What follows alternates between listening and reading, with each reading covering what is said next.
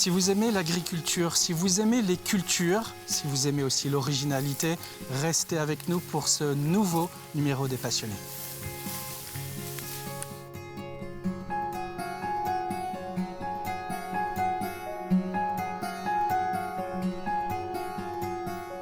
Qui es-tu, Andy? Je m'appelle Andy Rino, donc je viens de Saint-Aubin-des-Ormeaux.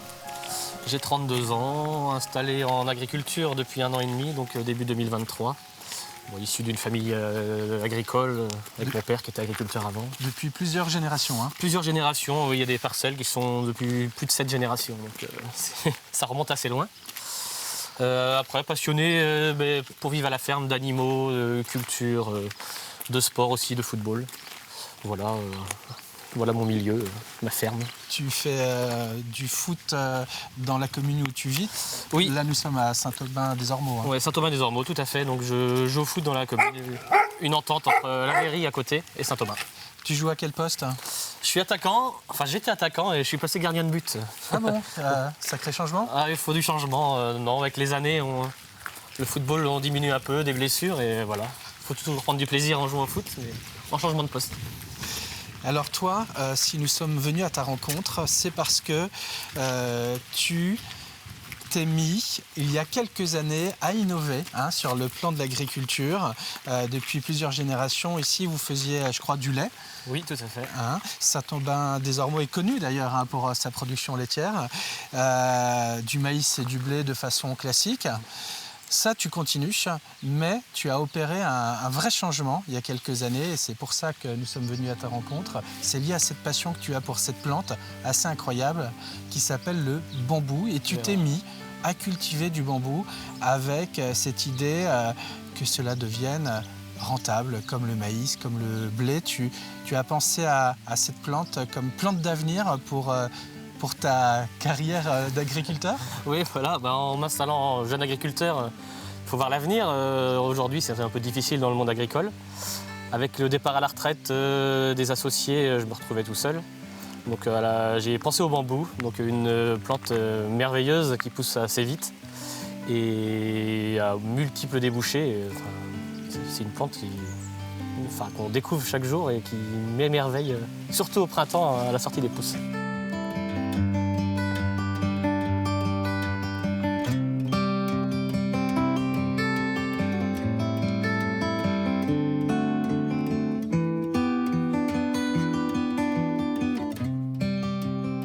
Andy, nous voici dans le champ de bambou, le fameux champ de bambou.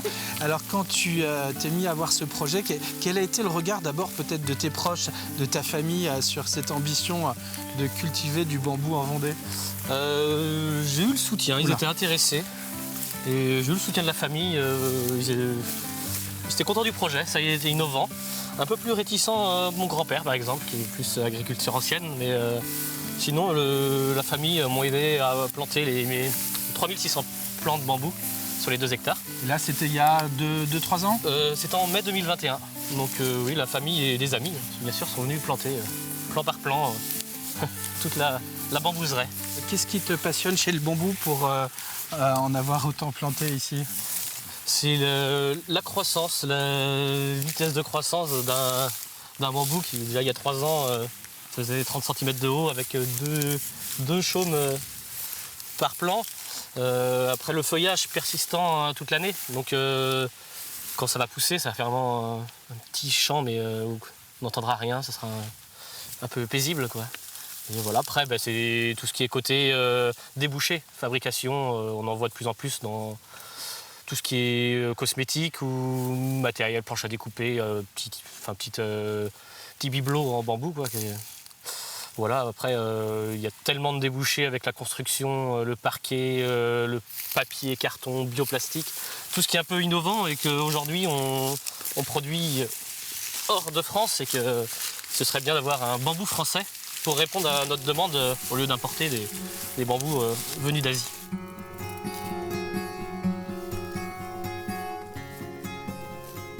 Andy, il existe beaucoup de variétés de bambou qui poussent même chez nous en France. On les voit surtout dans les jardins. Ici, c'est plus original. Là, à Saint-Aubin-des-Ormeaux, là où tu vis, tu n'as planté qu'une seule espèce. qu'on appelle le mauso, Philostachys pubescent, Edulis, c'est ces noms.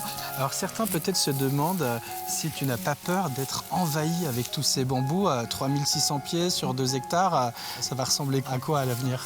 À l'avenir, ça va faire une forêt entière.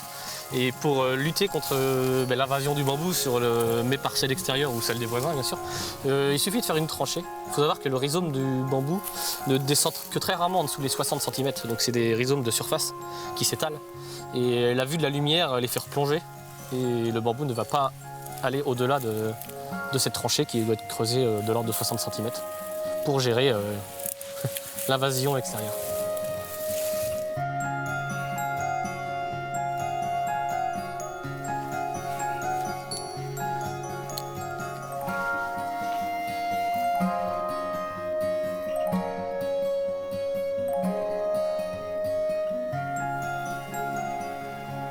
L'irrigation, c'est un choix bien réfléchi.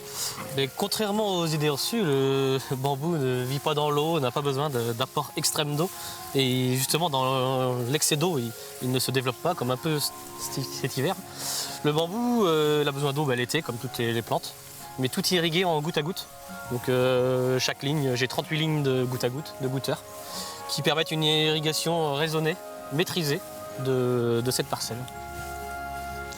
Le bambou, c'est aussi, et ça c'est bien de le signaler, une plante qui a beaucoup d'atouts au niveau écologique. Il dégage beaucoup plus d'oxygène qu'un arbre, par exemple. L'avantage du bambou, c'est que les feuilles sont présentes toute l'année. Donc elle absorbe ce carbone et le transporte aussi, et rejette aussi de l'oxygène. Donc c'est 7 fois plus qu'une forêt, on va dire, de chêne de chez nous, qui absorbe le carbone essentiellement en période de feuillage, alors que là, c'est vert toute l'année. Les premières récoltes sont prévues normalement en 2026, donc de prélèvement de quelques chaumes. Et après, il faut savoir que la maturité de la bambouseraie n'est que dans 10-12 ans.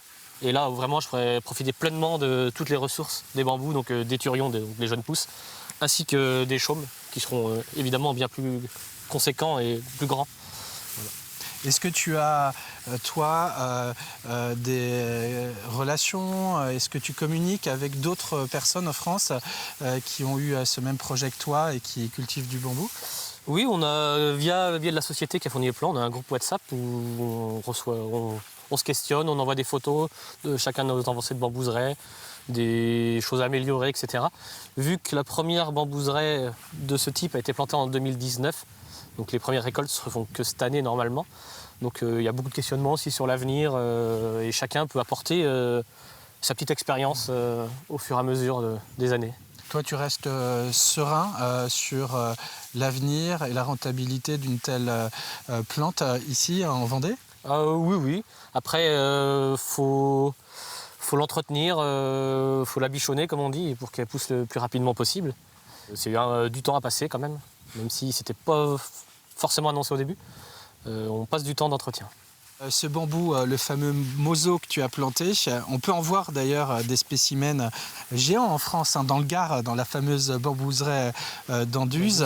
Alors là, c'est à titre ornemental, mais avec le changement climatique, avec des étés plus chauds, lui, il aime la chaleur et on peut miser sur un avenir réjouissant. Ça, tu y penses aussi? Le réchauffement climatique, oui, il est de plus en plus grand. Le bambou a besoin de cette chaleur. Après, il favorise aussi la réduction du réchauffement climatique en repeuplant nos prairies, nos espaces qui étaient déboisés, et essayer de ralentir à ma petite échelle ce réchauffement. Mais oui, la chaleur du sud, et quand on voit les spécimens qui datent de plus de 100 ans, donc on a hâte de voir cette bambouseraie vieillir dans le temps. En termes d'entretien, après le développement de nouveaux chaumes qui sont arrivés lors de ce printemps, l'idée c'est d'éclaircir les anciennes cannes pour laisser de la place aux nouvelles. On garde un bon équilibre de photosynthèse comme ça? Oui, tout à fait. Donc là on voit des nouveaux chaumes de l'année qui ont poussé courant en mai. Ça, c'est ce qu'on conservera. Qui sont très doux chez le mauso. Oui. Ils sont tout doux, tu vois, les feuilles ne sont pas encore développées au maximum. Et toutes les petites pousses des 2 dernières années, on éclaircit afin de laisser respirer et profiter pleinement des nouvelles pousses qui absorbent le plus de force et développer la bambouserie au fur et à mesure. Il faut savoir qu'après, en pleine plantation, c'est de l'ordre de 1 à 2 bambous par mètre carré, donc c'est relativement éclairci.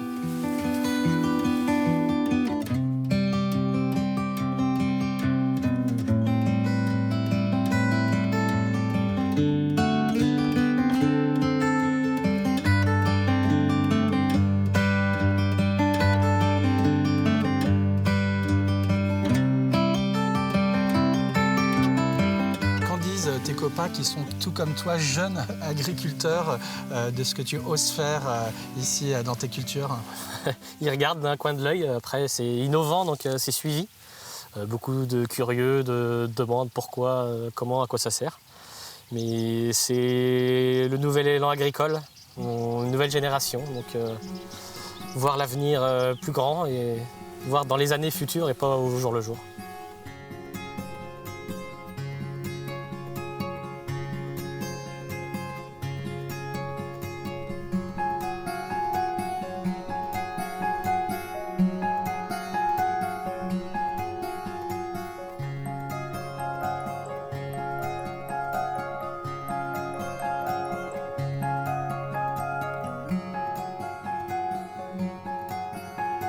On dit tes chiens, qui sont des bergers australiens, hein, Oui. c'est ça? Ruby et Toscane, ne mangent pas tes bambous, rassure-moi. Non, c'est bon. Ah bon. Je les ai pas vus faire encore. Alors au-delà de ces cultures expérimentales, tu gardes sous le coude, on dit, quand même des cultures traditionnelles. Hein.